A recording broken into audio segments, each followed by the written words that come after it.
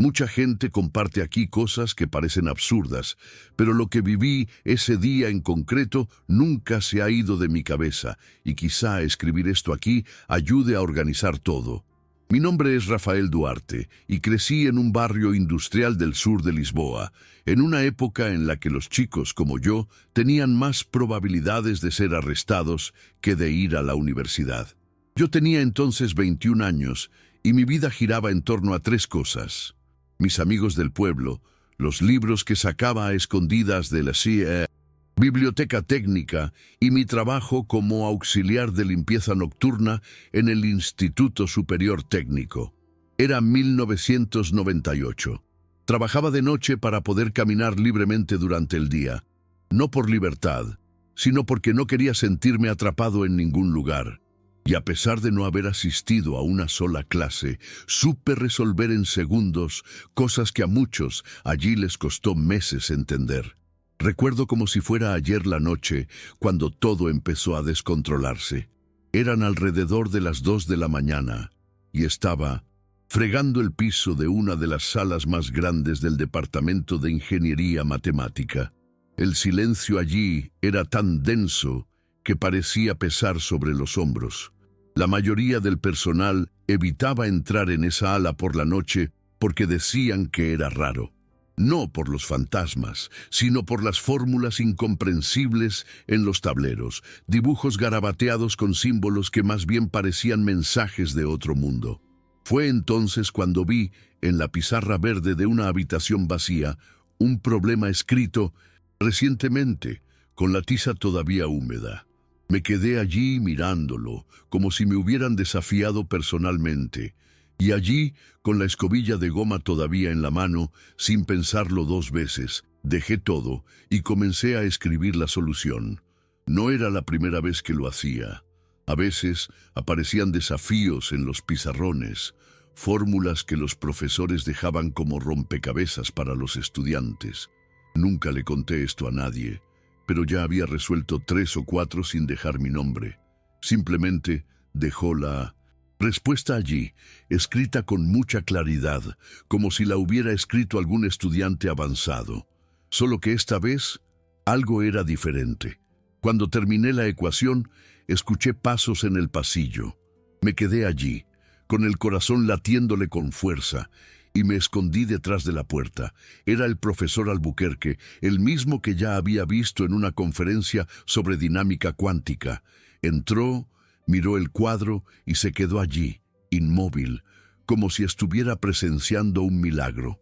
Murmuró algo en francés, lo anotó en un cuaderno y se fue. Me quedé allí sin saber si huir o reír. No sabía que ese momento cambiaría toda mi vida. A la mañana siguiente me asignaron la tarea de limpiar el ala administrativa, una tarea inusual, ya que allí solo trabajaba el personal de mayor jerarquía. Mientras estaba trapeando cerca de la oficina del director, escuché que uno de los asistentes llamaba mi nombre. Dijo que el profesor Albuquerque quería verme en el laboratorio. Pensé que era un regaño por estar donde no debía estar, pero cuando llegué allí, me saludó con una sonrisa discreta y me preguntó, sin rodeos, si yo había sido el autor de la solución en la pizarra. Intenté negarlo, pero él me miró a los ojos y me dijo, «No tienes que tener miedo de que te vean». Esas palabras me destrozaron. Por primera vez, alguien me vio más allá del uniforme y la escoba. Si tú que estás leyendo esto alguna vez has experimentado un momento en que todo cambió con una simple frase, cuéntamelo aquí en los comentarios. Porque ahí empezó el peor y más necesario día de mi vida.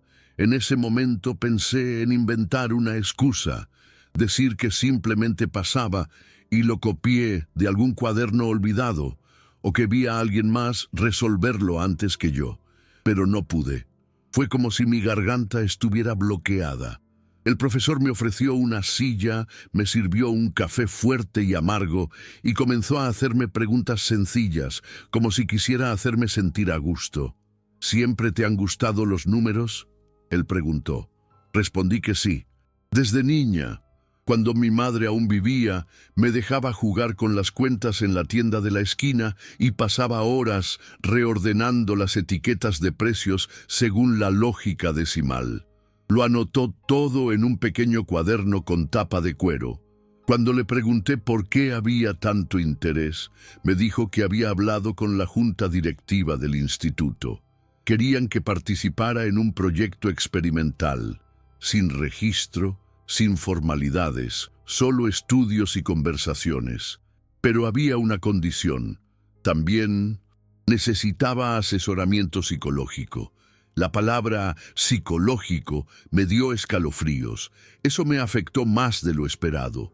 Nunca le he contado esto a nadie, pero desde que tengo 15 años he tenido pesadillas recurrentes. Siempre lo mismo. Estoy encerrado en un armario oscuro y oigo que llaman a la puerta, pero no puedo salir. Me despierto con los puños apretados y el corazón acelerado. Aceptar esa propuesta significó abrir una puerta que había mantenido cerrada durante años. Pero al mismo tiempo, una parte de mí quería saber hasta dónde podría llegar si dejaba entrar a alguien. Aceptar ese trato fue como tirar una piedra a un lago en calma. No tenía idea de cuántas olas causaría. Si alguna vez te enfrentaste a una elección que te aterrorizó y te atrajo al mismo tiempo, deja un comentario a continuación. Quizás tu historia ayude a alguien a afrontar su propia reflexión, como me pasó a mí. La primera reunión con el psicólogo fue incómoda. Se llamaba Dr. Sánchez, un hombre bajito, de traje gris, almidonado, de voz suave y aspecto de quien creía saberlo todo sobre mí, antes siquiera de oírme. La habitación olía a menta y cuero viejo. Me senté, crucé los brazos y me quedé mirando la estantería detrás de su cabeza. Empezó con preguntas obvias como ¿qué te parece trabajar de noche? ¿O tienes amigos cercanos? Lancé palabras al aire, inventé algunas respuestas solo para ver si las entendía. Pero él lo escribió todo, como si cada palabra mía fuera una pieza de un rompecabezas. En el fondo, ya sabía lo que estaba haciendo.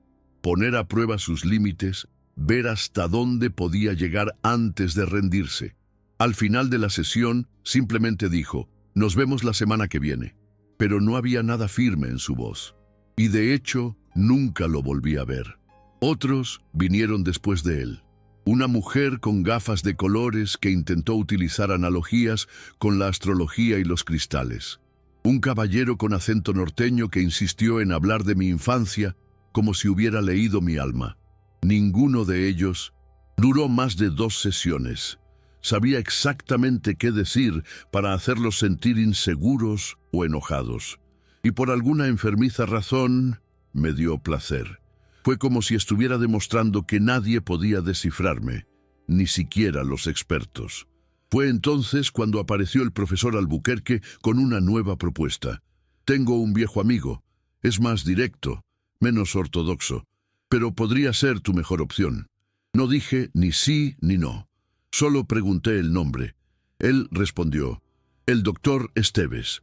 Y por primera vez, desde que todo empezó, sentí un escalofrío recorrer mi columna. El doctor Esteves no fue lo que esperaba. Trabajaba en un edificio antiguo cerca de Cais do Sodré, en una oficina que parecía más bien una sala de estar mal iluminada. Había un sillón de cuero desgastado, el olor a café recién hecho y discos de fado sonando suavemente en un tocadiscos en la esquina. Cuando entré, no me miró de inmediato. Estaba regando un helecho que estaba creciendo sin control en una maceta agrietada. Solo después de un minuto de silencio señaló la silla frente a la suya. Siéntate ahí, Rafael, y siéntete libre de mentir si quieres. Yo también he mentido mucho en mi vida. Eso me desarmó de una manera que no puedo explicar. Fue como si hubiera entrado en la habitación sabiendo exactamente dónde escondía mis heridas. Pero aún así no entregué nada. Al menos, no de inmediato. La primera sesión fue más sobre él que sobre mí. Dijo que había sido marinero antes de convertirse en psicólogo, que perdió a su esposa por un cáncer raro y que durante años vivió enojado con Dios. Solo empezamos a comprender a los demás cuando también sangramos, afirmó. No sabía qué decir, así que guardé silencio. Pero no pude evitar notar cómo hablaba, mirándome a los ojos sin miedo. Ninguno de los otros hizo eso. Siempre era esa mirada de reojo, como si tuvieran miedo de provocarme. «Doctor Stevens, no», provocó a propósito. Y cuando me preguntó si alguna vez había golpeado a alguien con la intención de matarlo, me reí. Dije que sí. Pero en el fondo, lo que más me enojaba era cuando alguien decía que yo era prometido, como si el mundo entero supiera de un futuro que nunca pedí vivir. Después de esa sesión, pensé que no volvería, pero volví. Había algo en ese hombre que me molestaba de una manera extraña, como cuando escuchas una canción que no te gusta, pero no puedes sacártela de la cabeza. En las siguientes sesiones, el doctor Stevens habló poco. Él solo hacía preguntas específicas y dejaba que los silencios trabajaran para... Terminé diciendo más de lo que quería. Le conté sobre las peleas en la escuela, sobre cómo comencé a juntarme con Tiago y Celso, mis amigos de la calle desde los 13 años. Le hablé de las noches bebiendo bajo el puente, las peleas con cuchillos, los problemas con la policía. No le sorprendió nada. Yo simplemente escuchaba y a veces preguntaba, ¿y qué sentiste cuando eso pasó? Esa pregunta me volvió loca. Nunca he sido bueno con los sentimientos. Yo actué. Sentir que era una pérdida de tiempo. Pero él insistió, semana tras semana. Empecé a darme cuenta de que estaba soñando con cosas que no recordaba en años. El rostro de mi madre, la textura del sofá manchado de nuestra casa, el olor a sardinas fritas que lo invadía todos los domingos. Fue como si mi mente abriera cajones que yo mismo había cerrado con llave. Y entonces, un viernes por la mañana, antes de ir a la oficina, pasé por un kiosco y vi una revista con la portada «El prodigio matemático portugués». Mi corazón se congeló. El artículo hablaba sobre mí, pero mi nombre no aparecía. Solo dijeron que era un joven misterioso que había resuelto ecuaciones sin precedentes en el instituto. Eso me afectó más de lo que podía admitir. Fue como si estuvieran contando mi historia, pero sin incluirme en ella. Toda la ciudad hablaba, y yo seguía invisible. Si alguna vez te has sentido robado de tu propia vida, entenderás por qué comencé a tener miedo de mí mismo. En la sesión de ese mismo día, entré en silencio. Me senté, apoyé la cabeza contra la pared y miré al techo. El doctor Stevens notó el peso en mi cara, pero no preguntó nada. Él simplemente puso una taza de té en la mesa y esperó. Tras unos 10 minutos de silencio, dije, hablan de mí, pero fingen que no soy yo, como si fuera un truco de magia. Sonrió levemente y respondió, quizás sea porque hasta ahora solo ha sido un truco, una sombra de ti mismo. Pero el truco se acaba, Rafael. Eso me golpeó como un puñetazo. Él tenía razón. No viví, solo reaccioné. Y cuanto más hablaban de mí, más ganas tenía de desaparecer. Fue como si todo ese reconocimiento solo sirviera para recordarme lo mucho que estaba ocultando. Y en el fondo sabía que el miedo no era al fracaso. Se suponía que funcionaría. En los días siguientes comencé a evitar a mis amigos. Tiago me envió mensajes preguntando dónde estaba. Celso apareció en casa diciendo que tenía una cita planeada con unas chicas de Almada. Inventé excusas. Dijo que estaba enfermo, ocupado, algo, pero en realidad ya no quería verme más en su espejo. Todavía estaban atrapados en ese ciclo de correr, pelear, perder el control, y yo estaba empezando a ver las rejas. Y cuando empezamos a ver la prisión, es imposible seguir fingiendo que somos libres. Una noche, Celso me preguntó directamente, ¿crees que eres mejor que nosotros ahora? ¿Es eso? No sabía qué responder. Simplemente le di una palmadita suave en el hombro y entré en la casa. Si alguna vez has tenido que elegir entre evolucionar o mantener cerca a tus seres queridos, deja tu historia aquí. Tal vez no fui el único que se sintió un traidor solo por intentar cambiar. Fue en la siguiente sesión que el doctor Esteves me provocó como nunca antes. Dejó caer un grueso expediente sobre la mesa y dijo: son currículums y propuestas. Hay gente que quiere hablar contigo, grandes empresas, gente seria. Pero solo te daré esto si me respondes una cosa. ¿Por qué sigues saboteándote? Eso me detuvo. Me quedé en silencio. Sentí que se me cerraba la garganta y una rabia sin rumbo crecía dentro de mí. Continuó: te escondes tras el dolor que sufriste. Y peor aún, lo has convertido en una armadura que nadie puede perforar, ni siquiera tú. Me levanté y me fui a mitad de la frase. Cerré la puerta de golpe y juré que no volvería nunca más. Pero esa noche no pude dormir. Soñé con mi padre. Hacía años que no soñaba con él. En el sueño él dijo que yo nunca llegaría a nada. Y lo peor es que en el fondo todavía creía en él. Regresé a la oficina unos días después. No me disculpé, tampoco mencionó lo que había sucedido. Simplemente me entregó el archivo, como si nada hubiera pasado. Me quedé allí, mirando los papeles, sintiendo una mezcla de ansiedad y vergüenza. Recibí propuestas de Bélgica, España y un instituto suizo. Querían hablar, ofrecer subvenciones, contratos. Yo, un chico sin diploma, sin familia, con un pasado delincuente, de repente me convertí en un nombre en un sobre franqueado. Pero en lugar de sentirme honrada, me sentí desnuda. Fue como si vieran algo que ni siquiera sabía que existía dentro de mí.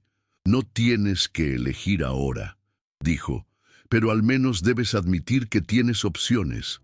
Y esa frase se quedó grabada en mi mente. Porque hasta ese día pensaba que el mundo era un pasillo oscuro con una puerta cerrada al final. Y allí estaba, mostrándome que había varias puertas. Pero abrir cualquiera de ellos requeriría coraje. La semana siguiente recibí una llamada inesperada del instituto. Querían participara en una conferencia cerrada para un grupo de investigadores internacionales. No presentar nada, solo estar ahí. Aprender, escuchar, presencia simbólica, como decían. Acepté, pero me arrepentí al mismo tiempo. Pasé los días anteriores sin poder comer adecuadamente. La idea de estar en una habitación con esas personas me hizo sudar frío. Tomé prestada una vieja chaqueta del profesor Albuquerque que olía a naftalina y café. Ese día llegué temprano, me senté atrás y traté de esconderme. Pero por supuesto alguien me reconoció. Uno de los médicos me señaló en medio de la presentación y dijo: ahí está el joven responsable de la hazaña del semestre. Todos se giraron a mirarme. Nunca he sentido tanto miedo en tan poco tiempo. Era como estar desnudo en medio de una multitud elegante. Después del evento, salí corriendo. Me dirigí directamente a la orilla del Tajo, donde solía sentarme con los chicos cuando tenía la cabeza pesada. Y allí estaban Tiago, Celso y dos chicos más que ni siquiera conocía. Estaban bebiendo, fumando y riendo a carcajadas como siempre. Cuando me vieron me llamaron y me hicieron lugar. Pero dudé. Me acerqué, me senté por cortesía, pero permanecí en silencio. A los 5 minutos, uno de ellos empezó a reírse de un chiste sobre un hombre sin hogar que dormía detrás de la biblioteca. Otro comentó que había oído hablar de un limpiador de pisos que se convirtió en un genio de la pizarra. Me quedé en silencio. Tiago me miró y dijo: «¿Sabes que esta gente nunca te aceptará, verdad? Allí serás el conserje listo. Aquí al menos eres uno de nosotros». Y allí, entre una botella de vino tinto barato y el sonido de las olas, me di cuenta de que perder una parte de mí sería inevitable si quería seguir adelante. Esa noche volví a casa con la cabeza hecha un torbellino. Me encerré en mi habitación, tiré mi blazer prestado al suelo y me quedé mirando el techo. Las palabras de Tiago seguían resonando. Ahí lo tienes, siendo el conserje inteligente. En parte tenía razón. Cada vez que entraba en una sala del instituto, era como si llevara una insignia invisible de empleado que no pertenece al lugar. ¿Pero fue ese un motivo para rendirse? ¿Fue el miedo a ser visto como un intruso suficiente para mantenerme atrapado en el papel que escribieron para mí antes de que naciera? Pensé en mi madre. Cuánto creía que yo sería diferente, aun cuando todo apuntaba a lo contrario. Me sentí enojado, suya, mía, del mundo. Y en medio de esa tormenta interna, comencé a garabatear una fórmula en una servilleta. Eso fue lo que hice cuando no sabía qué sentir. Resolví problemas que nadie me dio. Al día siguiente, me presenté sin avisar en el consultorio del doctor Esteves. Estaba viendo a otro paciente, pero cuando me vio en la puerta, asintió. Esperé afuera sin tocar el celular, sin caminar. Acabo de respirar profundamente. Cuando entré, no dijo nada. Me senté, saqué la servilleta arrugada de mi bolsillo y se la entregué. No sé qué significa, pero tenía que plasmarlo en papel anoche. Si no, habría explotado. Miró los números, hizo un ligero sonido, y los dejó sobre la mesa. Estás empezando a traducir lo que sientes, aunque todavía uses el lenguaje de los números. Eso me destrozó. Por primera vez me di cuenta de que quizá estaba aprendiendo a hablar, y no con la boca, sino con el alma. Si tú que estás leyendo esto alguna vez has sentido que solo puedes expresarte de formas extrañas o silenciosas, comenta aquí. Quizás esto salve a alguien que todavía no sabe hacerse oír. En la siguiente sesión, el doctor Esteves fue directo. Hoy no quiero hablar de números, quiero hablar del armario. Eso me tomó por sorpresa. Nunca le había contado sobre el sueño. ¿Qué armario? Intenté disfrazarme. Él simplemente cruzó las piernas y me miró a los ojos. Ese en el que te quedas encerrado, donde oyes que llaman a la puerta, pero no puedes salir. Llevas soñando con esto desde los 15, ¿verdad? Todo mi cuerpo se congeló. La habitación pareció encogerse y el aire se hizo más denso. Me había leído sin que yo dijera palabra alguna. Empecé a sudar fríamente. Él quería levantarse e irse, pero no cambió su tono. No tienes que contarlo todo ahora, pero debes saber que hasta que no abras esa puerta en tu sueño, nunca abrirás las de la vida real. Ese día no dije casi nada, pero lloré. Y fue la primera vez que lloré delante de alguien desde el funeral de mi madre. Lloré en silencio, con la cara entre las manos, como un animal herido. En el camino de regreso a casa, me sentí mareado, como si mi cuerpo se hubiera vuelto más ligero, pero mi alma más pesada. El armario. Me acordé de él, sí, pero no fue solo un sueño. Eso fue recuerdo. Me encerraba allí cuando mi padre llegaba borracho. Era el único lugar donde no podía encontrarme. Me quedaba allí durante horas, escuchándolo gritar, romper cosas, golpear puertas y, a veces, a mi madre. Ese viejo dolor estaba tan enterrado que lo había convertido en una metáfora sin darme cuenta. Eso fue lo que vio el doctor Esteves. Él no curaba con técnicas, curaba con espejos, y poco a poco comencé a verme. Si tú que estás leyendo esto también tienes un closet interno donde escondes aquello que te duele demasiado como para afrontarlo, debes saber que abrir la puerta duele, pero respirar del otro lado es posible. En los días siguientes comencé a caminar más lentamente, literalmente, como si cada paso llevara el peso de años que había ignorado. Solo fui una vez al instituto para entregar unos trabajos, pero no entré en ninguna sala. No resolví ningún problema. Me senté en el banco del jardín interior y observé a los estudiantes pasar. Parecían vivir en otra frecuencia, otra capa de realidad. Uno de ellos incluso me saludó, llamándome por mi nombre. Sonreí, pero fue una sonrisa automática. Caminé hacia casa por las antiguas calles de Alfama, mirando las ventanas, los tendederos, las paredes desconchadas, y me di cuenta de que aunque mi cerebro estaba en otro lugar, mi corazón todavía pertenecía a esa tierra. El problema era que ya no sabía dónde encajaba, ni allí ni aquí. Fue entonces cuando Tiago apareció en mi puerta, por última vez. Estaba molesto, con los ojos rojos, un fuerte olor a alcohol y humo. Dije que a Celso lo habían arrestado en una pelea con la policía y que querían que les ayudara a pagar un abogado. Dije que no podía, que las cosas habían cambiado. Me miró como si le hubiera escupido en la cara. ¿Crees que estás mejor ahora, verdad?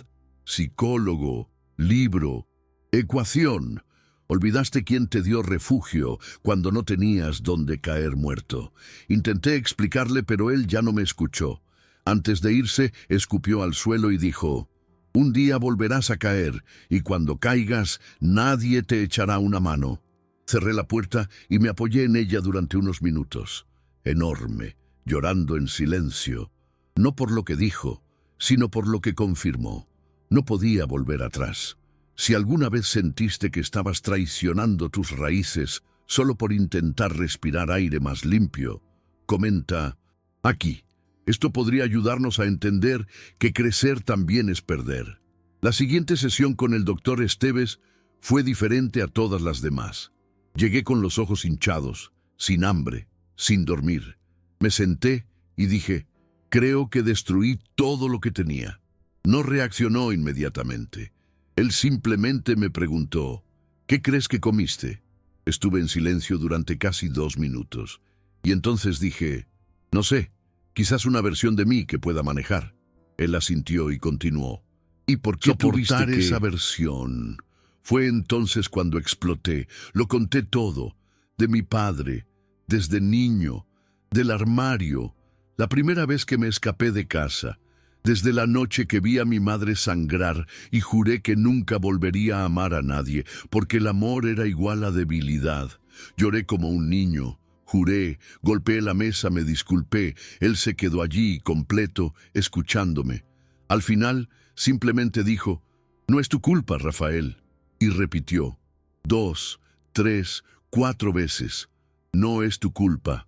Esas palabras me destrozaron. Intenté reaccionar, justificar, decir que quizás sí lo era, pero él no me dejó. Repitió con firmeza y compasión: «No es tu culpa».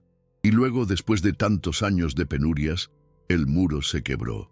Lloré como si estuviera liberando décadas de dolor acumulado. No recuerdo todo lo que dije en esa sesión, solo recuerdo que salí de allí sintiendo como si me hubieran arrancado un gran pedazo, pero ahora podía respirar. Por primera vez en años, sentí algo parecido al alivio y un nuevo miedo. El miedo a finalmente vivir. Si alguna vez tuviste que desenterrar cosas que te duelen solo para seguir adelante, deja tu historia aquí. A veces, el solo hecho de saber que alguien más ha sobrevivido a su propia tormenta nos da la fuerza para superar la nuestra. La semana siguiente recibí una carta. Era del Instituto Politécnico de Zúrich. Querían conocerme en persona para discutir un posible puesto en un programa especial de investigación aplicada. El profesor Albuquerque también envió una nota. Están más interesados en su forma de pensar que en sus diplomas. Me quedé allí mirando ese sobre durante casi 1 hora. La cabeza dijo: «Vete», pero el cuerpo se congeló. Llamé al doctor Esteves y le pedí que me visitara en su consultorio sin cita previa. Él respondió con la misma calma de siempre, como si ya lo supiera. Cuando llegué allí, me estaba esperando con 2 cafés y un sobre similar. Este es de Oporto. Menos glamuroso, pero más cercano. Miré los 2 sobres que había sobre la mesa. 2 rutas, 2 futuros. Y yo finalmente, en medio de una verdadera elección, sentí algo nuevo allí: miedo al éxito. Esa noche no pude dormir. Abrí la ventana de mi dormitorio y miré la ciudad dormida. El tranvía pasó a lo lejos y un gato maulló en la esquina. Todo parecía en paz, excepto dentro de mí. Pensé en Tiago, Celso, mi madre, el armario, los números, las lágrimas en la oficina. Fue como si todas las versiones de mí estuvieran reunidas, esperando que yo eligiera quién sobreviviría. Y allí, En el silencio roto, solo por el sonido de la respiración del mundo, tomé mi elección. A la mañana siguiente, metí los 2 sobres en el bolsillo y fui al consultorio del doctor Esteves. Me senté frente a él y le dije, «Quiero ir, pero primero hay algo que tengo que hacer». Él sonrió. «Creo que sé lo que es». Y por primera vez desde el principio de todo, nos reímos los 2 juntos, de verdad, como quien sabe que ha llegado el momento de dejar ir lo viejo. Lo que necesitaba hacer antes de irme era decir adiós, pero no como cualquier otro adiós. Quería que Tiago supiera que, a pesar de todo, él era mi hermano, que Celso, con todos los problemas, me salvó más veces de las que él sabe. Pasé por el taller donde solíamos reunirnos y solo encontré al viejo Marcio, que hacía la vista gorda ante nuestra bebida adolescente. Pregunté por Tiago. Me miró con extrañeza y asintió. «Prueba en el bar de la esquina. Ha estado allí más veces que aquí». Fui allí con el corazón pesado. El bar estaba vacío, excepto por él y una mujer que no conocía. Me senté al otro lado del mostrador. Fingió no verme, así que fui directo al grano. «Me voy, quizás fuera del país. Solo vine a darte las gracias. Por todo». Me miró con enojo y tristeza en sus ojos. Tomó un sorbo, se pasó la mano por la cara sudorosa y dijo, «Solo serás otra persona que olvidó de dónde viene». Me quedé en silencio. Quise responder, pero no tenía sentido. Él estaba herido y yo también. Simplemente dejé un sobre con algo de dinero que había recibido de una subvención, suficiente para ayudar con el abogado de Celso. Esto no es caridad, es una deuda. Me salvaste cuando nadie más lo hizo, y me fui. No miré atrás. En el camino de regreso sentí algo extraño, dolor y ligereza al mismo tiempo. Fue como amputar una parte del cuerpo para sobrevivir. A veces, crecer requiere romper con ello. Y ese día lo logré. Si alguna vez has tenido que dejar ir algo o alguien que era parte de lo que eras, comenta aquí. Tu historia podría ser el empujón que alguien más necesita para salir del limbo. El día antes del viaje, regresé al instituto. Quise pasar por allí una última vez, no como cuidador, sino como alguien que dejó una huella. Entré al aula de matemáticas avanzadas, la misma donde todo comenzó, y me quedé mirando el pizarrón. Estaba limpio, brillante, como si estuviera esperando algo. Tomé un trozo de tiza y con mano temblorosa escribí una ecuación. No fue uno de los difíciles, era sencillo, elegante, casi poético. De esos que si lo entiendes, entiendes el mundo. Debajo lo firmé con mis iniciales, RD, y lo dejé ahí, sin esperar que supieran quién era yo. Fue solo un gesto, como si dijera, estuve aquí, y aunque nadie lo recuerde, fui real. Salí de la habitación con el corazón pesado, pero en paz. En el pasillo me encontré con el profesor Albuquerque. Él simplemente sonrió, me apretó la mano y dijo, «Va a ser difícil estar aquí sin ti, pero así es como sabes que alguien era importante». Por la noche, preparé mi maleta. Llevé muy poco. 2 cambios de ropa, mi cuaderno, la servilleta con aquella fórmula que escribí con desesperación y una foto descolorida de mi madre con una nota al dorso. «No olvides quién eres». Dormí poco. Me desperté antes de que sonara el despertador. Tomé un café flojo, miré la ciudad por la ventana y me despedí en silencio. Tomé el tren hacia el aeropuerto, con las manos sudorosas y la mente agitada. Mientras el avión ascendía, miré por la ventana y vi Lisboa desaparecer entre las nubes. Pensé en todo, en peleas, en los silencios, en sesiones con el doctor Esteves, riendo con Tiago, en los ojos tristes de Celso, en cada cicatriz que llevé, y me di cuenta que no estaba huyendo. Finalmente estaba llegando a un acuerdo conmigo mismo.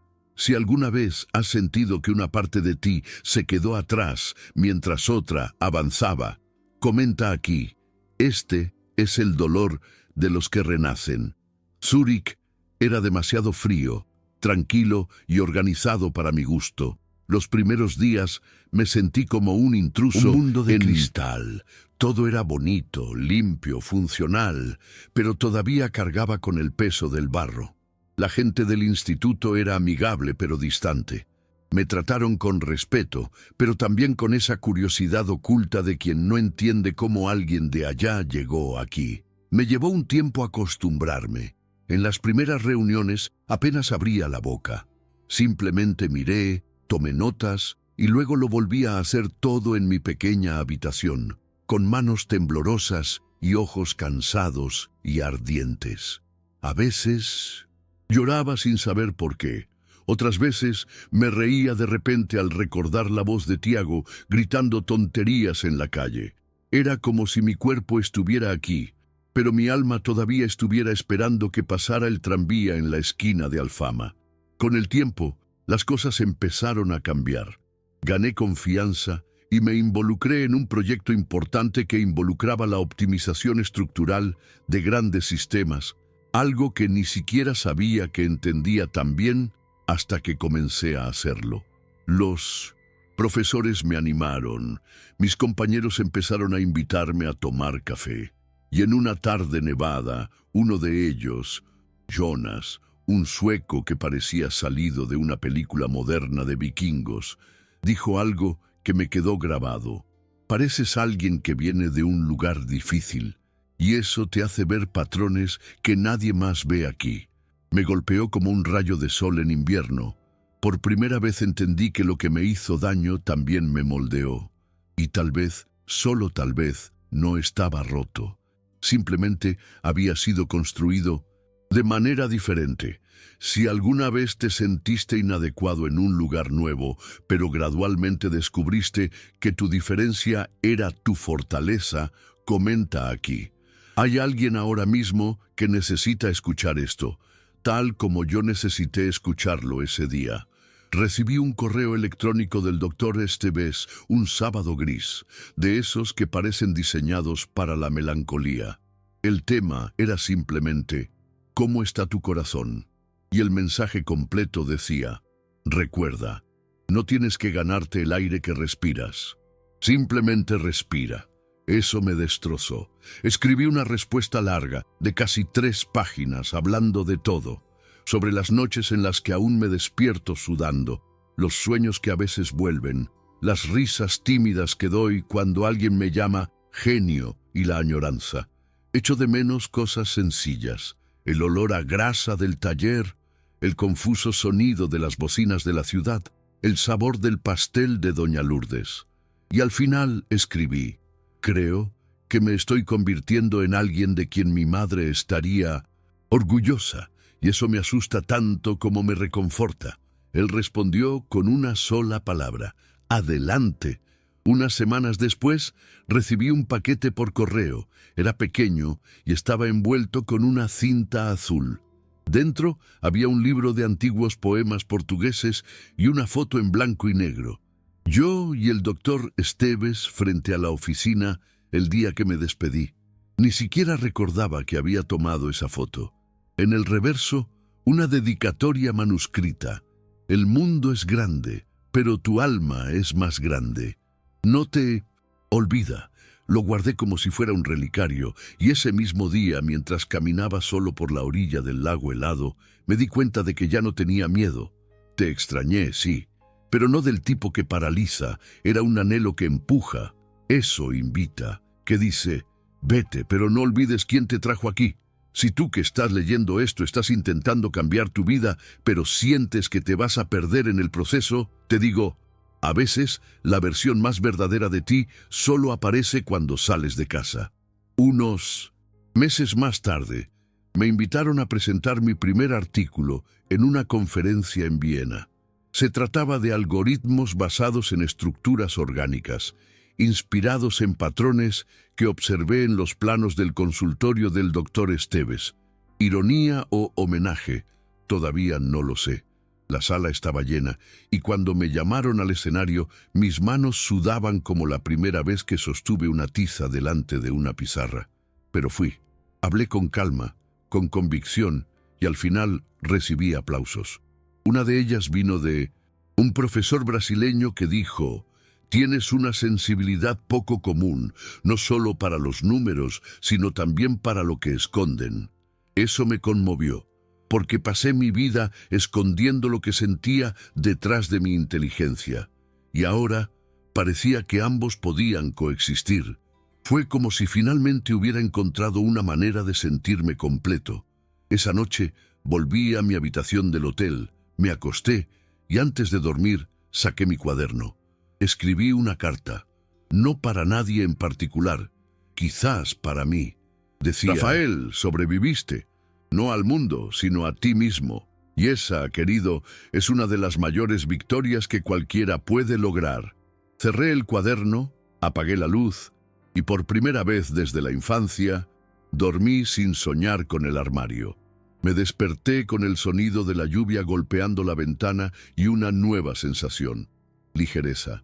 No era felicidad, era algo más profundo y más tranquilo. Fue aceptación. Si has pasado por tanto que ni siquiera recuerdas cómo era sentir paz, debes saber que no regresa de repente, viene en pedazos. Y a veces comienza una noche en la que logras conciliar el sueño sin huir de ti mismo. Solo he vuelto a Lisboa una vez desde que me fui. Fue casi 2 años después, en un verano sofocante, cuando recibí la noticia de que Tiago había muerto en un accidente de motocicleta. El velorio fue sencillo, en el mismo barrio donde crecimos. Poca gente, caras conocidas y cansadas.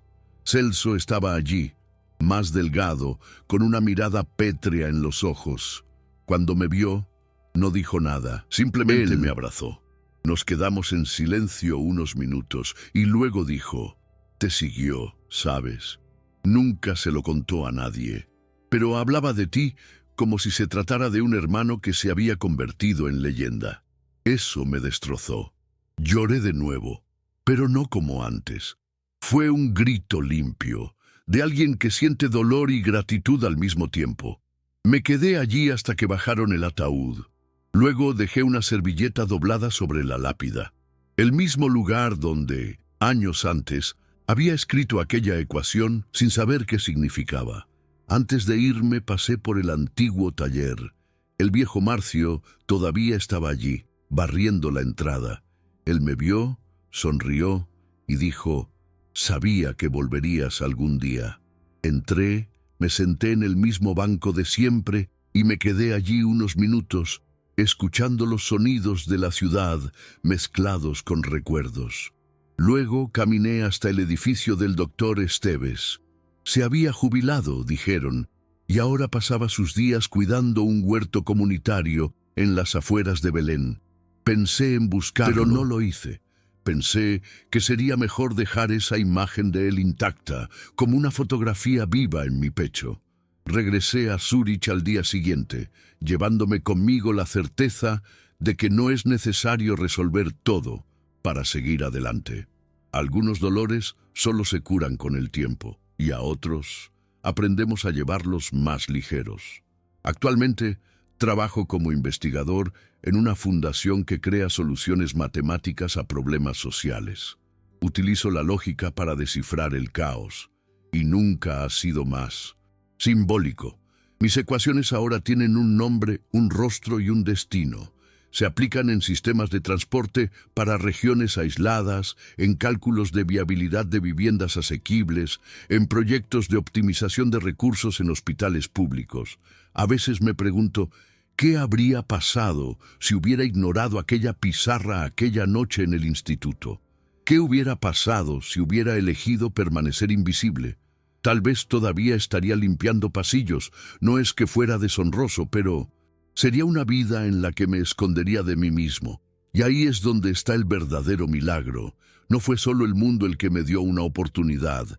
Fui yo quien me dejé ver. Yo fui quien decidió salir del armario finalmente. Conservo pocas cosas de aquella época. La servilleta con la ecuación, la foto con el doctor Esteves, la nota de mi madre. Pero lo que llevo conmigo cada día es una frase que me dijo y que se convirtió en un mantra. No necesitas merecer existir, solo necesitas existir.